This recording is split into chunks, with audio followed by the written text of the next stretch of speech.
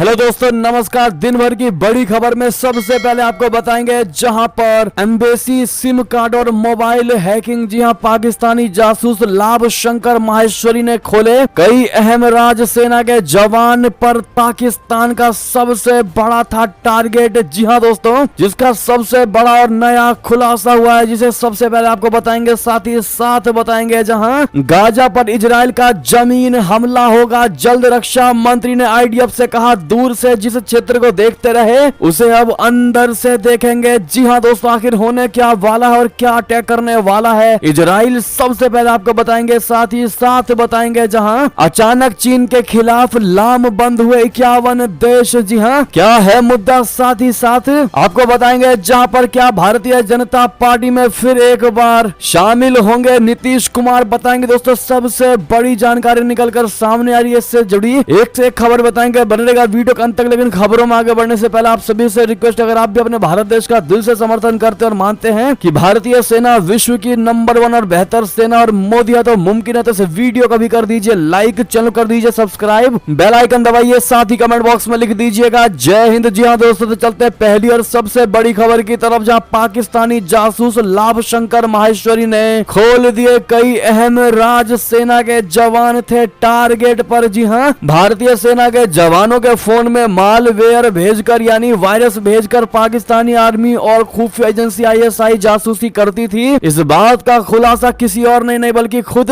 पाकिस्तानी जासूस लाभ शंकर माहेश्वरी ने किया है। दोस्तों, इस बात का खुलासा होने के बाद गुजरात एटीएस ने पाकिस्तानी जासूस लाभ शंकर माहेश्वरी को गिरफ्तार किया है। पूछताछ में लाभ शंकर ने कई अहम खुलासे किए हैं। अब गुजरात एटीएस और केंद्रीय एजेंसियां लगातार पाकिस्तानी जासूस लाभ शंकर से पूछताछ कर रही है। लाभ शंकर माहेश्वरी मूल रूप से पाकिस्तानी हिंदू हैं, जो फर्टिलिटी इलाज के लिए अपनी पत्नी के साथ वीजा लेकर 1999 में भारत आया था। साल 2005 में उसने और उसके पत्नी ने भारतीय नागरिकता हासिल कर ली। पुलिस के मुताबिक आरोपी लाभ शंकर माहेश्वरी शुरुआत में वो तारापुर में अपने ससुराल में रहा। उसने वहां कई दुकानें खोली और उसका अच्छा खासा कारोबार हो गया। इसके बाद लाभ शंकर ने साल 2022 में पाकिस्तानी वीजा के लिए अप्लाई किया था, पर वीजा में देरी हो रही थी, जिसकी वजह से उसने पाकिस्तान में रहने वाले अपने मौसी के बेटे किशोर रामवाणी को बात की थी। दरअसल कुछ दिन पहले गुजरात एटीएस को मिलिट्री इंटेलिजेंस से इनपुट मिला था कि पाकिस्तानी एजेंसी का कोई जासूस भारतीय सेना के जवानों के फोन में संदिग्ध लिंक यानी वायरस भेजकर उनके फोन का डेटा हैक करता है और भारतीय सेना की गुप्त जानकारी लीक करता है, ताकि भारतीय सेना के खिलाफ युद्ध में पाकिस्तान की मदद हो पाए। इसके बाद गुजरात एटीएस ने नंबर की जांच की, जिसमें यह नंबर जामनगर के मोहम्मद सकलेन के नाम पर रजिस्टर था, जिसने ये सिम कार्ड जामनगर के ही असदर मोदी को दिया था। और पाकिस्तान एम्बेसी में काम कर रहे एक शख्स ने यह सिम कार्ड आनंद जिले के तारापुर में रहने वाले लाभ शंकर माहेश्वरी को दिया था। लाभ शंकर से कहा गया कि वो उस सिम कार्ड को पाकिस्तान भिजवा दे। जी हाँ, यानी कि दोस्तों सरहद पार जा रही थी भारतीय सेना की जानकारी और एक एक और पल पल की खबर, भारतीय सेनाओं की खबर, भारत की खबर स्पेशली पाकिस्तान जाया करती थी। ऐसे में दोस्तों ये सबसे बड़ा खुलासा हुआ है पाकिस्तानी जासूस के द्वारा। इस पर आपकी जो भी राय हो दोस्तों कमेंट में लिखकर अवश्य बताएगा। लेकिन समय रहते इस जासूस को भारतीय एटीएस ने गिरफ्तार कर ही लिया। इस पर आपकी जो भी राय हो बताइएगा जरूर, और कमेंट में मोदी है तो मुमकिन है जरूर कहिएगा। चलते अगली खबर की तरफ, जहां गाजा पर इजराइल का जमीन हमला होगा जल्द। इजरायली रक्षा मंत्री ने आईडीएफ से कहा दूर से जिस क्षेत्र को देखते रहे उसे अब अंदर से देखेंगे। जी हाँ, हमास की मौत का दस्ता रेडी, आतंक के घर में घुसने की तैयारी कितनी खतरनाक इजराइल की एक खास सेना बता दें। हमास के इजराइल पर हमले के बाद गाजा पर लगातार इजरायली सेना कार्रवाई कर रही है।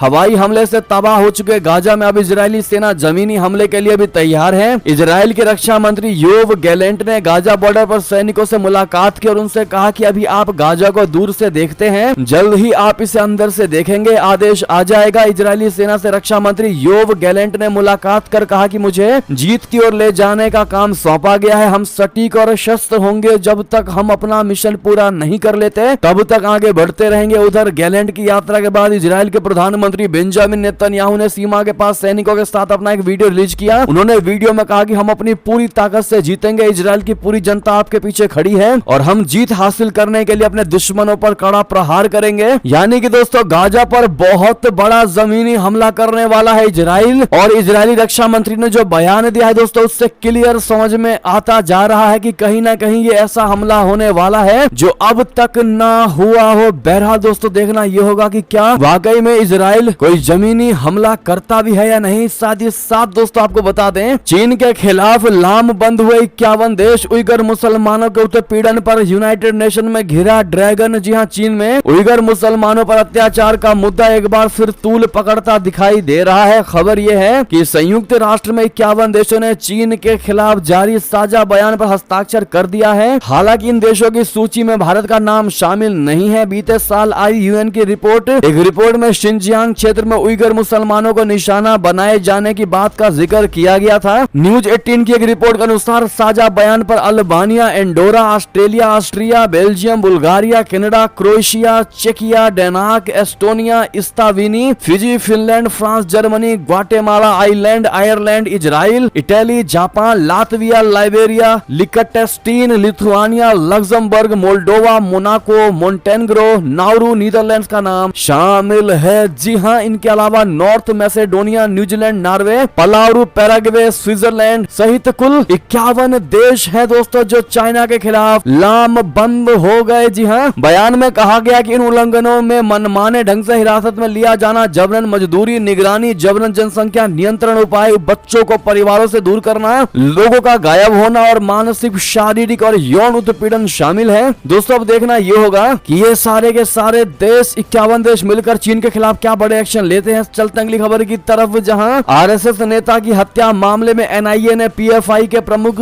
सदस्य को किया अरेस्ट। साजिश में शामिल 69 लोगों की गई पहचान। जी हां, पिछले साल केरल में राष्ट्रीय स्वयंसेवक संघ यानी आरएसएस के नेता श्रीनिवासन की हत्या के मामले में जांच कर रही केंद्रीय जांच एजेंसी राष्ट्रीय अन्वेषण अधिकरण यानी एनआईए को बड़ी कामयाबी हाथ लगी है। दरअसल एनआईए ने प्रतिबंधित पॉपुलर फ्रंट ऑफ इंडिया यानी पीएफआई के एक प्रमुख सदस्य को गिरफ्तार किया है। समाचार एजेंसी एएनआई के मुताबिक पिछले साल 16 अप्रैल को आरएसएस के नेता की हत्या की घटना के बाद से ही शिहाब उर्फ बाबू फरार था। इस मामले में जांच कर रही एनआईए की एक स्पेशल टीम ने केरल के मलप्पुरम जिले में उसके ठिकाने का पता लगाया और बाद में उसको हिरासत में ले लिया। जांच के दौरान पता चला कि शिहाब पीएफआई संचालित उस टेरर इकोसिस्टम का हिस्सा था जो श्रीनिवासन के मर्डर की साजिश के लिए जिम्मेदार था। गौरतलब है कि इस हत्या के मामले में अब तक 69 यानी 69 लोगों की पहचान की जा चुकी है जो कि हत्या की साजिश में कथित तौर पर शामिल थे। साथ ही साथ दोस्तों अगली खबर की बात करें, जहां जंग में अमेरिका के बाद अब रशिया की हुई एंट्री, बंधकों को छुड़ाने के लिए हमास से बातचीत। जी हां, हमास और इजराइल के बीच 7 अक्टूबर से जंग जारी है। इसमें दोनों ओर से हजारों लोगों की जानें जा चुकी हैं। दो धड़ों के बीच हो रही है लड़ाई अब विस्तार ले चुकी है। एक और जहां अमेरिका इजराइल के समर्थन में खुलकर सामने आ गया है, तो वहीं हमास ने रशिया से कांटेक्ट किया है। इस दौरान 200 से ज्यादा इजरायली बंधकों को छुड़ाने के लिए बातचीत हुई है। तो वहीं गाजा और इजराइल युद्ध किसी भी वक्त दुनिया को अपनी चपेट में ले सकता है, क्योंकि अब जंग में दुनिया की दो महाशक्ति करीब करीब सीधे कूद पड़ी है। यह अमेरिका और रशिया। इन दोनों देशों के प्रमुखों ने के बयान और एक्शन ने कोल्ड वॉर वाले दौर की याद ताजा कर दी है। यूक्रेन युद्ध के दौरान रशिया का रुख बहुत आक्रामक था, लेकिन गाजा युद्ध में बाइडेन का रुख बहुत सख्त है। अमेरिका ने भूमध्य सागर में इजराइल की मदद के लिए 2 युद्धपोत तैनात किए, तो रशिया ने ब्लैक सी में विध्वंसक मिसाइल से लैस लड़ाकू विमानों की तैनाती कर दी। यानी इस वक्त दुनिया महायुद्ध के मुहाने पर खड़ी है। तो वहीं फलस्तीन से लेकर मिडिल ईस्ट के 57 मुस्लिम देशों में इजराइल के खिलाफ क्रोध भड़का उठा है। जमकर विरोध प्रदर्शन हो रहे हैं। ऐसा लगता है कि मिडिल ईस्ट रुकेगा नहीं और लड़ेगा तो युद्ध और बढ़ेगा। इतना ही नहीं, गाजा से अलहदा अब युद्ध का विस्तार भी शुरू हो गया है। चलते हैं अगली खबर की तरफ इसी से जुड़ी, जहां बाइडेन के इजराइल दौरे पर हमास ने क्यों नहीं किया था एक भी हमला, अमेरिका ने क्या तैयारी कर रखी थी। दोस्तों सबसे पहले बड़ी और ब्रेकिंग खबर बता दें, कहा जा रहा था कि हमास अमेरिकी राष्ट्रपति के काफिले को भी निशाना बना सकता है, लेकिन जब बाइडेन इजराइल पहुंचे तो हमास ने अचानक अपने हमलों को रोक दिया। एक भी हमला नहीं किया। बाइडेन जितने देर तक इजराइल में रहे, हमास की तरफ से गाजा पट्टी से एक भी रॉकेट नहीं दागा गया, लेकिन उनके वापस लौटते ही हमास ने इजराइल पर एक बार फिर रॉकेट की बरसात कर दी। ऐसे में सवाल उठता है कि आखिर हमास ने बाइडेन की यात्रा के दौरान एक बार भी हमला क्यों नहीं किया। क्या हमास ने अमेरिका को सम्मान दिया या फिर उसे अमेरिकी पलटवार का डर सता रहा था। दरअसल बाइडेन के इजराइल पहुंचने से पहले ही अमेरिका ने भूमध्य सागर से लेकर तेल अवीव तक ऐसी जबरदस्त घेराबंदी की थी जिसमें परिंदा भी पर नहीं मार सकता था। बाइडेन की सुरक्षा में 4400 अमेरिकी कमांडो, 13 युद्धपोत और दर्जनों लड़ाकू विमानों के साथ 2 एयरक्राफ्ट कैरियर उस इलाके में तैनात थे। इनमें से सिर्फ एक एयरक्राफ्ट कैरियर पर ही इतने हथियार मौजूद थे जिससे अमेरिका पूरे गाजा पट्टी को पल भर में राख में बदल सकता था। बाइडेन की सुरक्षा में इजराइल में भी सैकड़ों की संख्या में यूएस स्पेशल फोर्सेस के कमांडो मौजूद थे।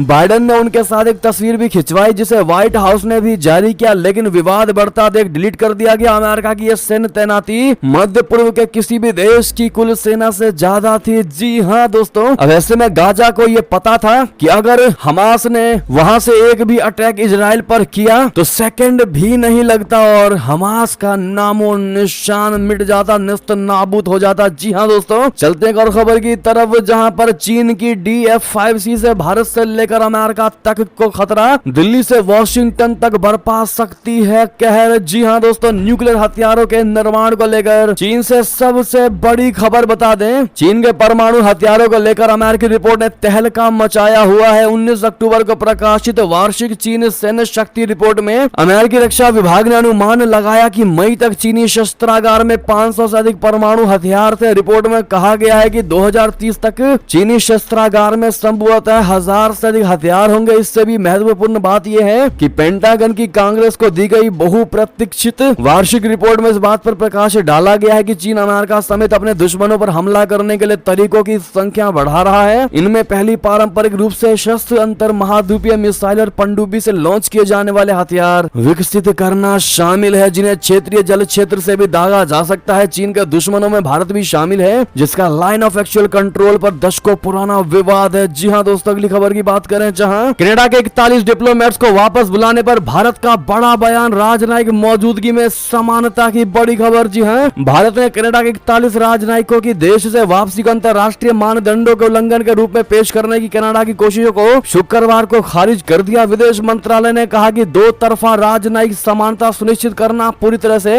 राजनयिक संबंधों को लेकर हुई वियना संधि के प्रावधानों के अनुरूप है। भारत की यह टिप्पणी कनाडा की विदेश मंत्री मेलानी जोली द्वारा भारत से राजनयिकों की वापसी की घोषणा के बाद आई है, जिसमें उन्होंने नई दिल्ली की कार्रवाई को अंतर्राष्ट्रीय कानून के विपरीत और राजनयिक संबंधों पर वियना संधि का उल्लंघन बताया था। विदेश मंत्रालय ने कहा कि हम समानता के कार्यान्वयन को अंतर्राष्ट्रीय मानदंडों के उल्लंघन के रूप में पेश करने के किसी भी प्रयास को खारिज करते हैं। इस साल जून में खालिस्तानी अलगाववादी नेता हरदीप सिंह निज्जर की हत्या में भारतीय एजेंटों के शामिल होने के कनाडाई प्रधानमंत्री जस्टिन ट्रूडो के आरोप के बाद दोनों पक्षों के बीच राजनयिक तनाव पैदा हो गया था और पिछले महीने भारत ने कनाडा से अपने 41 राजनयिकों को वापस बुलाने को कहा था। जी हाँ, भारत ने साथ ही कनाडा के आरोपों को दृढ़ता से खारिज कर दिया था। चलते हैं दोस्तों अगली खबर की तरफ जहां इजराइल और हमास की जंग ने दुश्मन मुस्लिम देशों को बनाया दोस्त, ये लामबंदी अमेरिका पर भारी ना पड़ जाए। जी हाँ, इजराइल की सेनाएं गाजा पर कभी भी हमला कर सकती हैं, जैसा कि हमने शुरू में आपको बताया। लेकिन आपको बता दें कि फलस्तीन का कहना है कि इजरायली हमले में अब तक 3700 से ज्यादा लोग मारे गए हैं। गाजा में हॉस्पिटल पर भी धमाका हो चुका है। हमास का दावा है कि ये इजराइल ने हमला किया था, वहीं इजराइल का कहना है कि गाजा से दागे गए रॉकेट के मिसफायर होने से हुआ था। अमेरिका ने भी इस इजराइल के दावे का समर्थन किया है। इस पूरे युद्ध के खाड़ी देशों में फैलने का खतरा बढ़ता जा रहा है। आपको बता दें, गाजा हॉस्पिटल पर हमले के बाद पड़ोसी मुस्लिम देश जॉर्डन बुरी तरह से भड़क गया था। वहीं तुर्की भी गाजा के लोगों को चारों तरफ से घेर कर हुक्का पानी बंद करने पर आग बबूला हो गया था। ईरान तो लगातार खुलेआम इजराइल को धमकी दे ही रहा है, तो वहीं मुस्लिम देशों में इजराइल और अमेरिका के खिलाफ प्रदर्शन तेज हो गया है। बहरीन, मोरक्को, जॉर्डन से इजराइल ने अपने राजनयिकों तक को निकाल लिया है। कई देशों में इजराइल और अमेरिका के दूतावासों पर हमले भी हुए हैं। इन सब से पूरे खाड़ी के इलाकों में तनाव अपने चरम पर पहुंच गया है। लेकिन दोस्तों, इजराइल और हमास के बीच इस युद्ध ने पश्चिम देश को एक तरफ और इन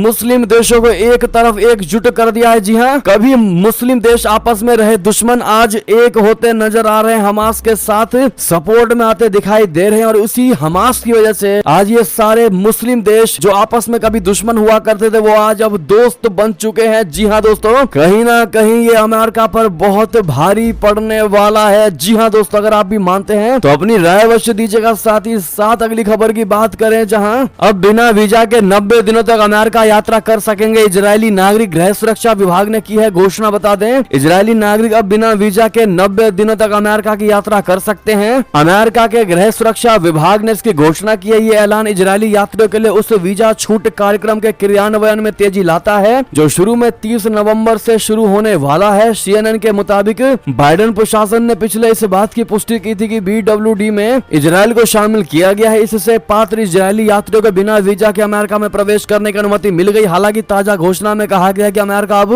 तय समय से पहले आवेदन स्वीकार कर रहा है। साथ ही साथ आपको बता दें बड़ी खबर, जहां पाकिस्तान से खबर, पुलिस और आतंकियों के बीच बड़ी मुठभेड़ में 4 जवान शहीद, 8 आतंकवादी भी मार गिराए। जी हां दोस्तों, पाकिस्तान के अफगानिस्तान के साथ लगने वाली सीमा से सटे अशांत खैबर पख्तूनख्वा प्रांत में आतंकवाद पर अंकुश लगाने के लिए चलाए जा रहे अभियान के दौरान 2 अलग अलग मुठभेड़ों में 4 पाकिस्तानी सैनिक और 8 आतंकवादी मारे गए। पाकिस्तानी सेना की मीडिया शाखा इंटर सर्विसेज पब्लिक रिलेशंस ने बताया कि उत्तरी वजीरिस्तान जनजातीय जिले के गेरियम इलाके में जब सेना ने एक आतंकवादी परिसर पर छापा मारा तो मुठभेड़ में 6 आतंकवादी और 4 सैनिक मारे गए। इसमें कहा गया है कि इस अभियान में वांछित आतंकवादी हजरत जमान उर्फ ख्वारे मुल्ला भी मारा गया। एक अन्य घटना में तहरीक तालिबान पाकिस्तान के आतंकवादियों ने नौशहरा जिले में एक पुलिस दल पर हमला किया। इस दौरान जवाबी कार्रवाई में 2 आतंकवादी मारे गए। दोस्तों अगली खबर की बात करें, जहां रशिया का बड़ा भाई बनने की कोशिश में चीन अमेरिका का डर दिखा पुतिन को दबा रहे शी जिनपिंग। जी हां, यूक्रेन युद्ध के कारण मुश्किलों में घिरे रशिया को देख चीन उसका बड़ा भाई बनने की कोशिश कर रहा है। ये एक ऐसी अवधारणा है जिसको लेकर रशिया कभी भी सहज नहीं रहा है। यूक्रेन पर हमले के बाद से ही चीन पर रशिया की रणनीतिक निर्भरता बढ़ी है। इस साल दोनों देशों के बीच व्यापार उस स्तर तक बढ़ गया जो यूक्रेन में रशिया के आक्रमण की शुरुआत के पहले नहीं देखा गया था। रूसी तेल के चीनी आयात ने मॉस्को को अंतरराष्ट्रीय प्रतिबंधों से बचने के लिए एक महत्वपूर्ण लाइफ लाइन प्रदान की है। चीनी सीमा शुल्क के आंकड़ों के मुताबिक दोनों देशों में द्विपक्षीय व्यापार पिछले साल रिकॉर्ड 190 अरब अमेरिकी डॉलर तक पहुंच गया। इस साल चीनी राष्ट्रपति शी जिनपिंग और रूसी राष्ट्रपति व्लादिमीर पुतिन ने इसे 200 अरब अमेरिकी डॉलर के पार पहुंचाने का वादा किया है। चीन के जिलिन विश्वविद्यालय के सहायक प्रोफेसर बयोर्न अलेक्जेंडर डुबेन ने कहा कि रशिया चीन के साथ सहयोग को गहरा करने की कोशिश करेगा और घातक सैन्य सहायता सहित अधिक समर्थन प्राप्त करेगा, क्योंकि रशिया को उम्मीद है कि यूक्रेन के लिए पश्चिमी समर्थन धीरे धीरे कम हो सकता है। चीन ने अब तक मॉस्को को केवल गैर घातक समर्थन की पेशकश की है, लेकिन विशेषज्ञों का कहना है कि बीजिंग कभी भी अपना रुख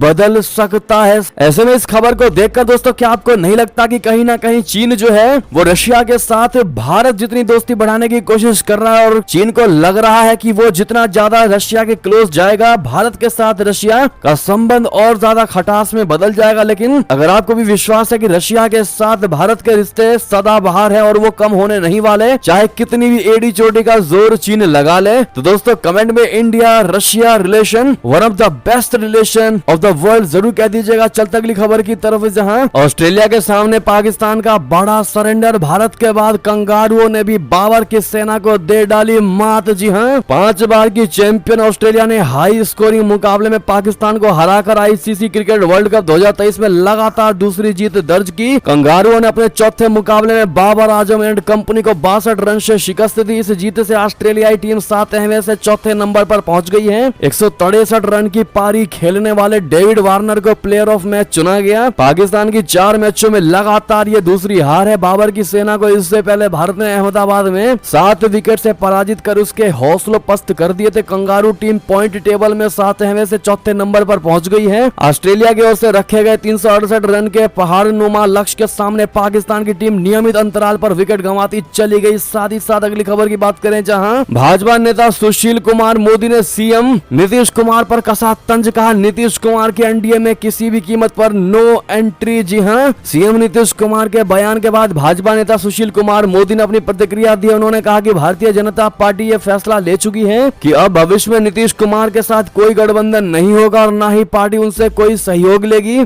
सुशील कुमार मोदी ने कहा कि नीतीश कुमार ने भारतीय जनता पार्टी के नेताओं से प्रेम की जो बातें कही है वो सिर्फ लालू प्रसाद यादव और कांग्रेस के नेताओं को डराने के लिए बोल रहे हैं। सुशील कुमार मोदी ने कहा है कि नीतीश कुमार इस तरह का बयान आरजेडी और कांग्रेस को डराने के लिए दिया है, क्योंकि लोकसभा चुनाव में नीतीश कुमार राष्ट्रीय जनता दल से अधिक सीट बिहार में चाहते हैं, तो वहीं कांग्रेस से प्रधानमंत्री उम्मीदवार बनने के लिए आंख दिखा रहे हैं। एनडीए में वापसी को लेकर सुशील कुमार मोदी ने कहा है कि नीतीश कुमार के पास अब कोई वोट बैंक नहीं बचा है कि वो भारतीय जनता पार्टी को फायदा दिलवा सकते हैं। उन्होंने कहा कि नीतीश कुमार का साथ आरसीपी सिंह, उपेंद्र कुशवाहा, जीतन राम मांझी जैसे नेता छोड़कर चले गए, अब उनके पास कुछ भी नहीं बचा। ऐसे में दोस्तों जो लोग इस वीडियो को देख रहे हैं, क्या आप चाहते हैं कि नीतीश कुमार किसी भी कीमत पर बीजेपी में शामिल नहीं होना चाहिए या होना चाहिए? जो भी आपकी राय हो कमेंट में लिखकर अवश्य बताएगा। देखते हैं भारत की जनता की इस बात पर क्या राय है। साथ ही साथ अगली खबर की बात करें, जहां अखिलेश यादव का कांग्रेस पर बहुत बड़ा निशाना, कमलनाथ ने नहीं दी तवज्जो, बीजेपी ने कस दिया तंज। बता दें मध्य प्रदेश चुनाव की जोर शोर से चल रही तैयारियों के बीच विपक्षी गठबंधन इंडिया में शामिल कांग्रेस और समाजवादी पार्टी आमने सामने आ गई है। राज्य में सीट बंटवारे को लेकर हुए मतभेद पर कांग्रेस और सपा के बीच बयानबाजी शुक्रवार को भी जारी रही। वहीं बीजेपी ने पलटवार करते हुए कहा कि